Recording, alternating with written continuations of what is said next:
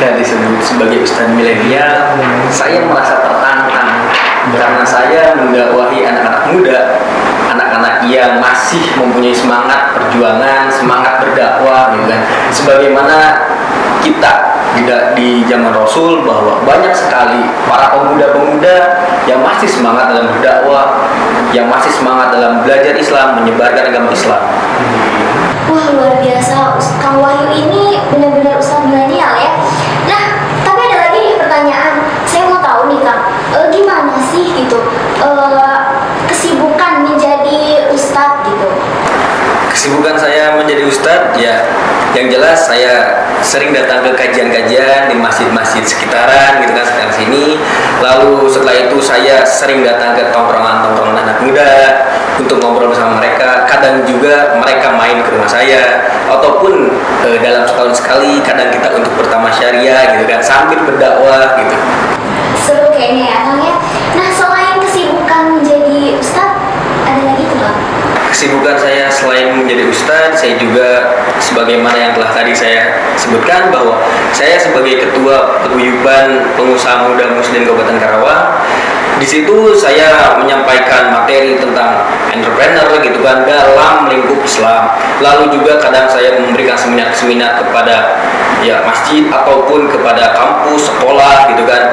Dan juga di satu sisi saya juga mempunyai bisnis, gitu kan, karena saya juga pengusaha muda, begitu. Luar biasa ya Kang.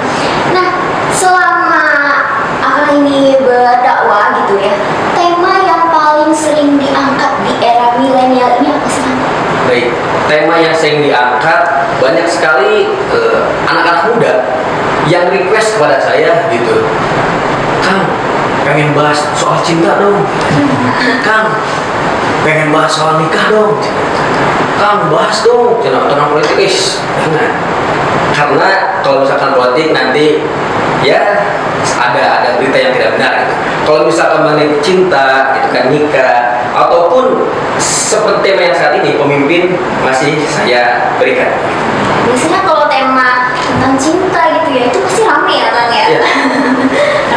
Nah, Kang Wahyu ini kan terkenal sebagai ustadz milenial ya. Nah, saya mau denger dong sedikit pembahasan dari Kang Wahyu mengenai tema kita pada pagi hari ini tentang pemimpin masa kini. Yang biasanya kultum, nah sekarang kultin deh ya, kuliah 3 menit boleh? Boleh. Oke, silakan Ustadz. Baik, terima kasih. Assalamualaikum warahmatullahi wabarakatuh. Alhamdulillahirabbil alamin wa bihi nasta'inu ala umuri dunya waddin. Wassalatu wassalamu ala asyrofil anbiya'i wal mursalin wa ala alihi washabihi ajmain, amma ba'du. Pertama-tama, marilah kita panjatkan puja dan puji kehadirat Allah Subhanahu wa taala yang telah memberikan kita nikmat iman, nikmat Islam, serta nikmat sehat sehingga kita bisa bersua di tempat yang insyaallah Allah berkahi. Amin.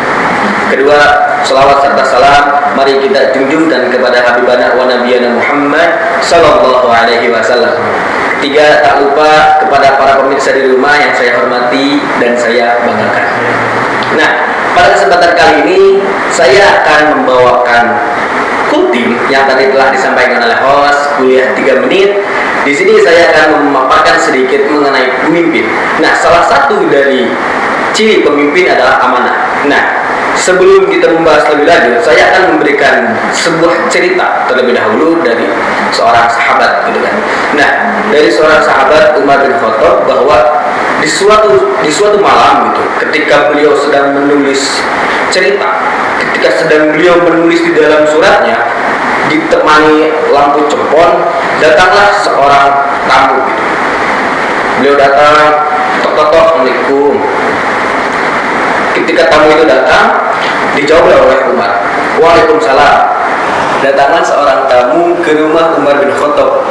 Ketika itu Umar bin Khattab langsung menanyakan niat kedatangan tamu tersebut ke rumahnya.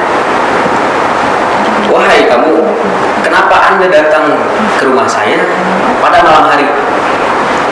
Tamu tersebut menjawab bahwa dia ingin berbicara dengan Umar bin Khattab. Lalu dijawab kembali oleh Umar bin Khattab, perihal masalah pribadi atau perihal masalah kemaslahatan. Si tamu tersebut menjawab bahwa ini adalah masalah pribadi. Seketika itu Umar bin Khattab langsung mematikan lampu tersebut yang sedang dipakainya untuk menulis. Lalu si tamu itu terheran-heran, kenapa lampunya dimatiin wahai Umar? Umar langsung merespon bahwa saya memakai lampu ini dari uang masyarakat, dari uang warga, dari uang rakyat gitu.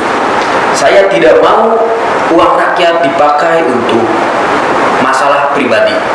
Saya tidak mau uang rakyat ini dipakai untuk masalah pribadi seperti Anda, untuk membicarakan masalah pribadi Anda kepada saya.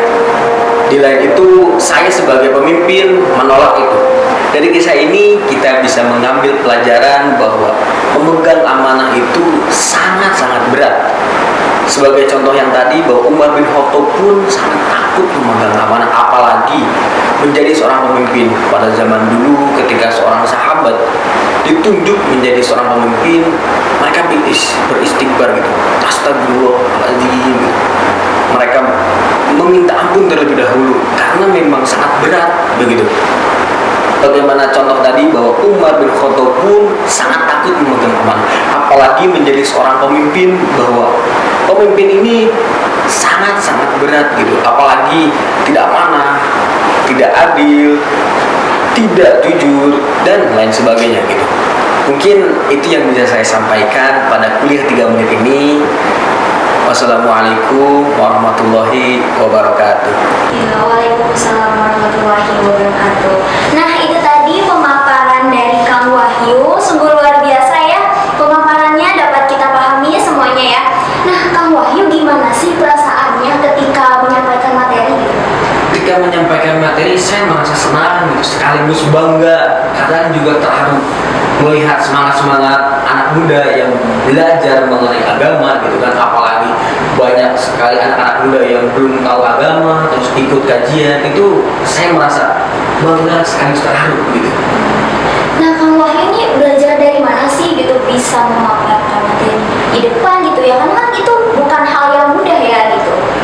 Kebetulan saya sempat mondok juga 3 tahun di SMK, lalu juga 1 tahun di pondok pesantren mahasiswa.